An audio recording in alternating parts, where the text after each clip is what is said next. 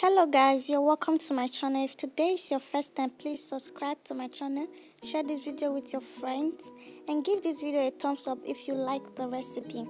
Today we are going to be making fufu plantain.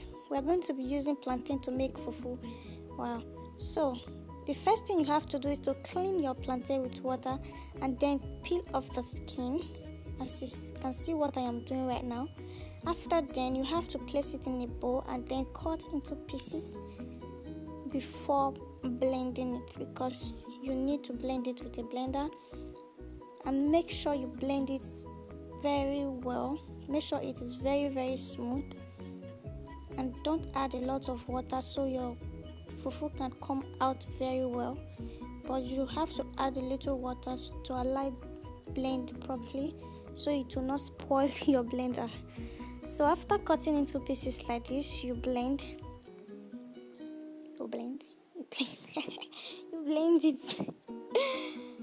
So I'm just going to blend it now. You see, I'm adding water, a little water. So this is the first batch. Please, my blender is very small, so you have to mix it like this. Oh my goodness, still lumps. I am sorry. So I was just being lazy. So you place an empty pot on the fire and then pour in the blended plantain, and make sure the heat of your gas is very low, and keep stirring it.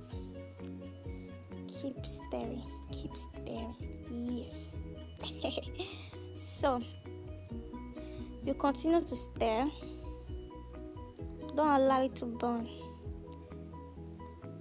So as you are stirring it, you will notice that the color is changing bit by bit. So once the color is now a bit brown, we know that it's ready. But now the color is still yellow. Yeah. It's still yellow, so you just have to continue stirring on properly. Oh my goodness, look at what I did. Got lumps everywhere. Oh my god. So after this process, you place a nylon over a plate or a bowl, and then put in the cooked plantain. Yes.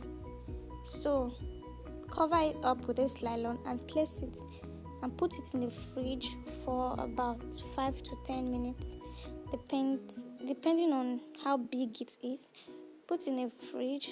The reason for this is for food to be strong, because now it's very light and watery. So this is the consistency after I've brought it out from the fridge. Now it's looking like this, stronger and ready to chop. So ready to eat. So this is the finished look. I decided to eat with my egusi soup. Check out my